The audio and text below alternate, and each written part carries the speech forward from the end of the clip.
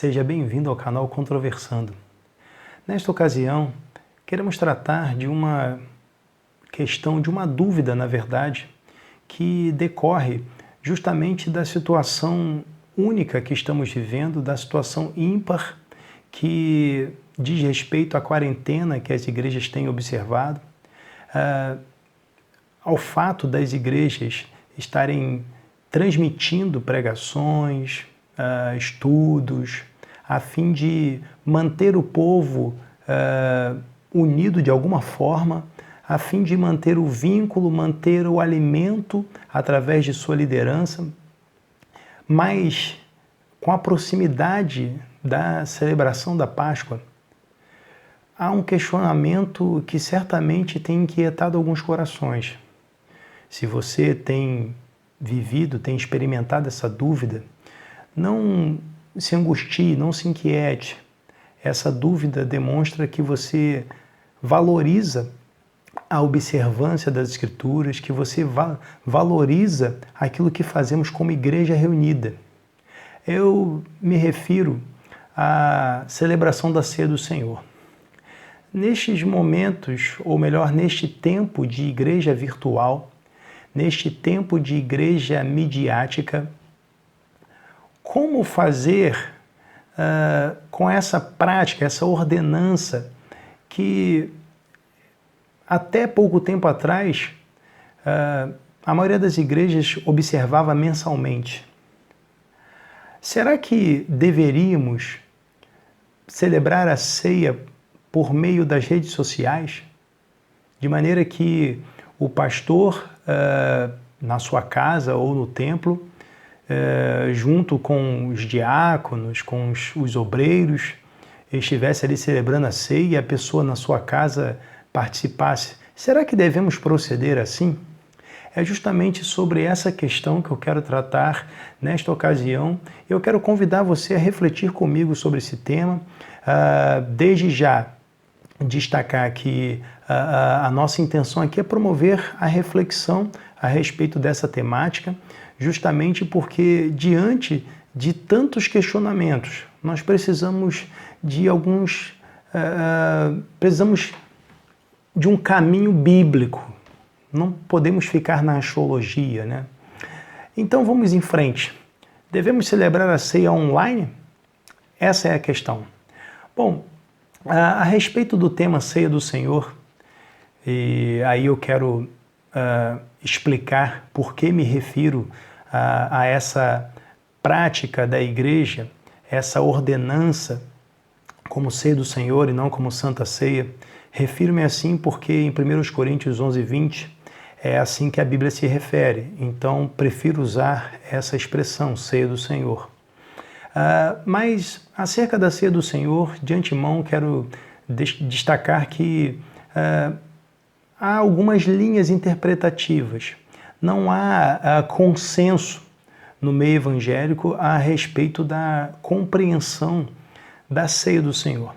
Há quem entenda, por exemplo, como os luteranos, que o que ocorre por ocasião da celebração da Ceia do Senhor é uma consubstanciação. Essa era a linha seguida por Lutero. Ou seja, os elementos da ceia, o pão e o vinho ou o suco de uva, eles, na verdade, não se transformam, como creem os católicos, não se transformam realmente, fisicamente, no corpo e no sangue de Cristo. Porém, Cristo, o corpo e o sangue estão presentes ali por ocasião da celebração da ceia. Essa é a visão da consubstanciação. Há quem entenda também que, por ocasião da ceia do Senhor, Cristo está presente de uma forma especial, diferente. Isto porque a ceia é vista como um sacramento, como um meio de transmissão de graça, um meio através do qual Deus fortalece o crente na caminhada, o equipando para que ele possa, de uma maneira mais eficaz, prosseguir na sua caminhada. Porém, a posição defendida, acredito, pela maioria, né, é a ceia memorial.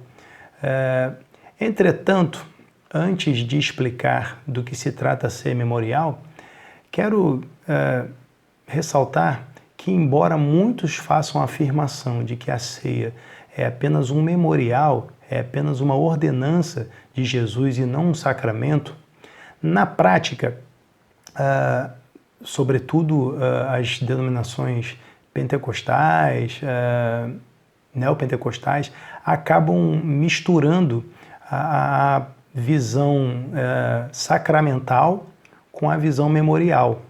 De certa forma, isso acaba acontecendo.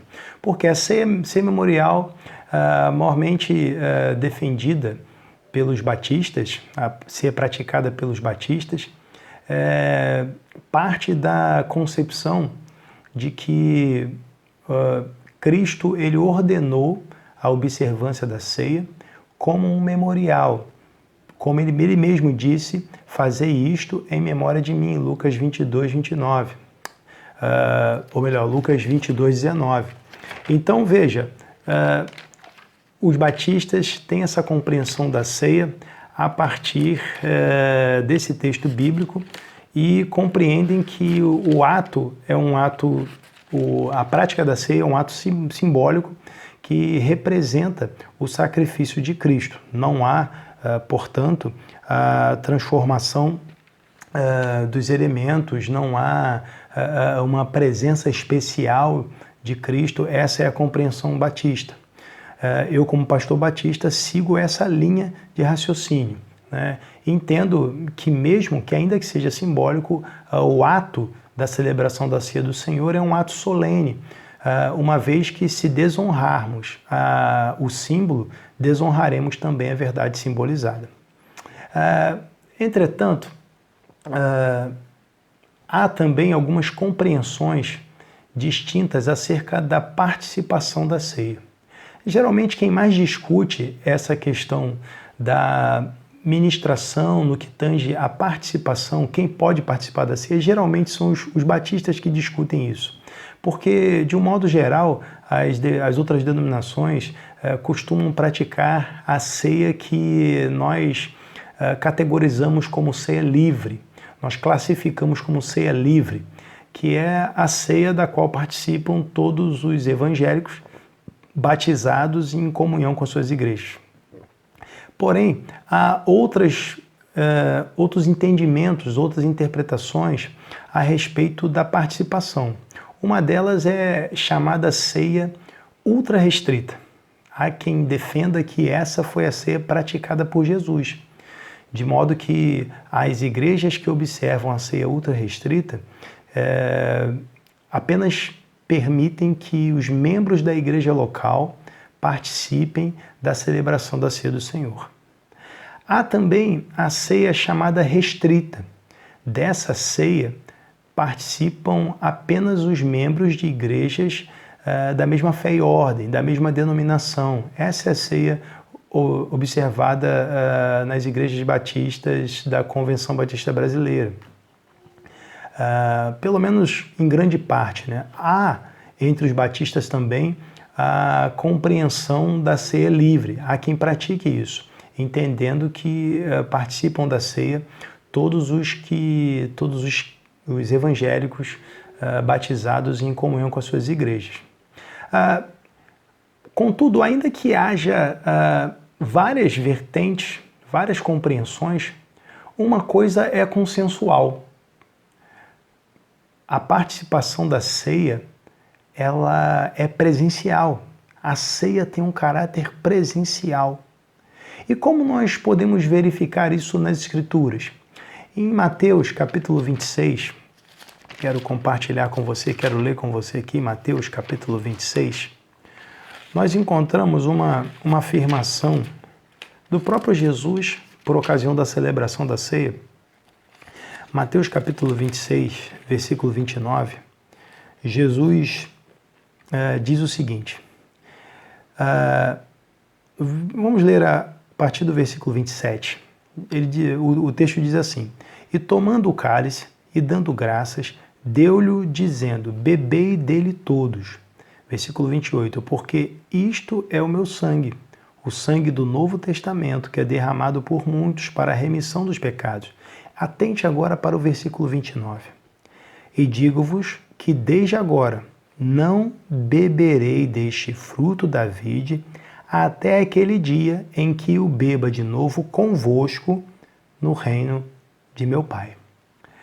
Perceba que o próprio Jesus afirma que só voltaria a participar da ceia, que só beberia novamente do cálice no reino do Pai, e somente quando estivesse reunido com seus discípulos.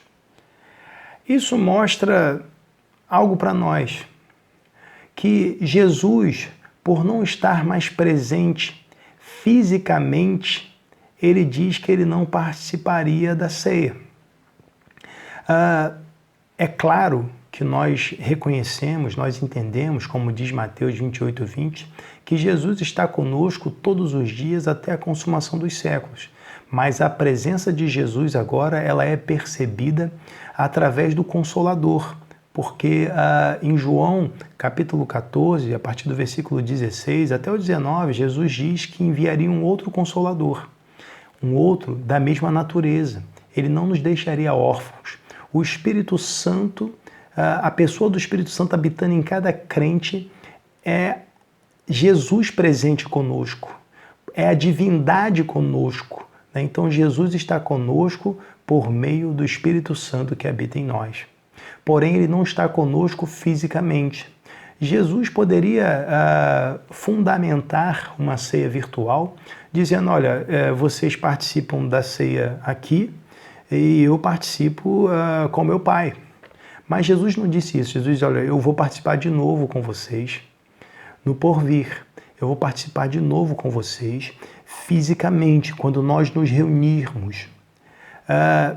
Isso aponta para a ressurreição. Isso aponta para o corpo glorificado, quando todos nós, fisicamente glorificados, estivermos no reino do Pai. Então todos nós participaremos da ceia com o nosso Senhor.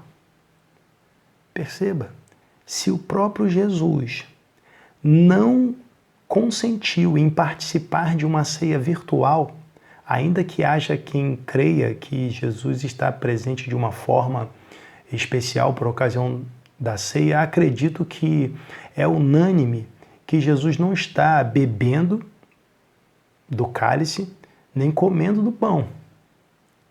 Ora, Jesus associa a participação da ceia com essa presença física.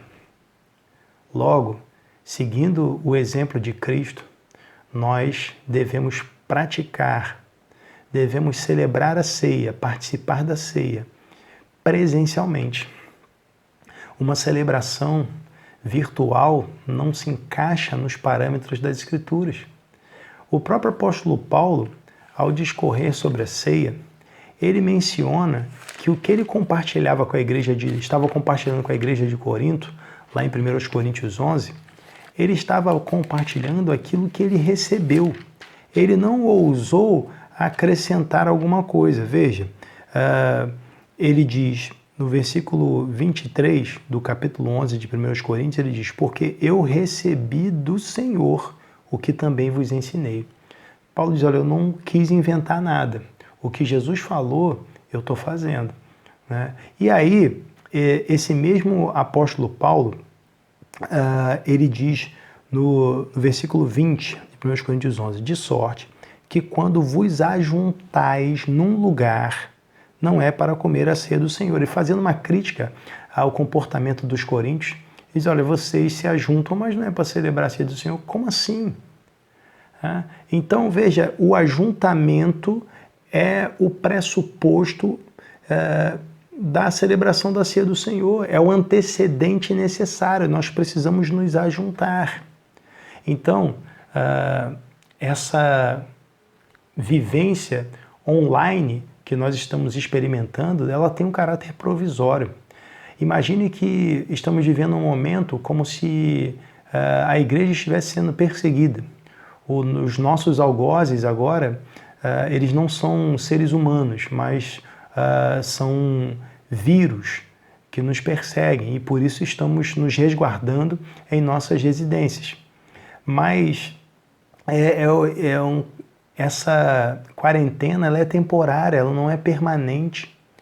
Além disso, partindo desse princípio de uma situação provisória, nós devemos lembrar também que não há ordenança bíblica para que a celebração da ceia seja mensal, nem mesmo que por ocasião da celebração da Páscoa, que muda todo ano a data, baseando-se no equinócio, não há nenhuma orientação, nenhum mandamento bíblico para que nós observemos a ceia mensalmente, nem há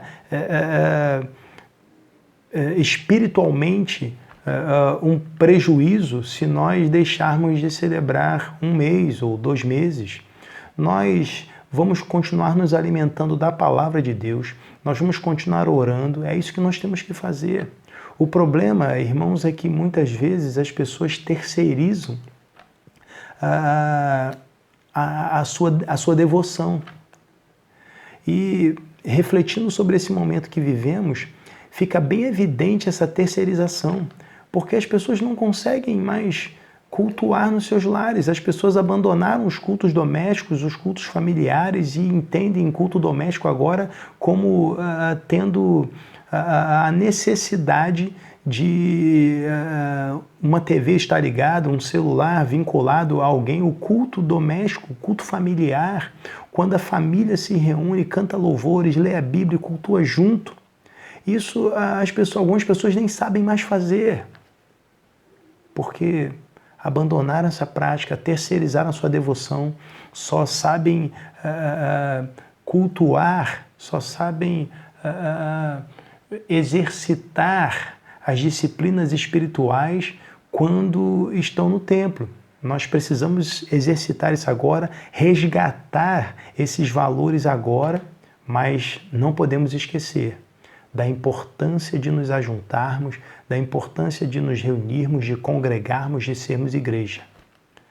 Então, concluindo, a nossa compreensão é de que a ceia não deve ser celebrada virtualmente. Ceia online não existe.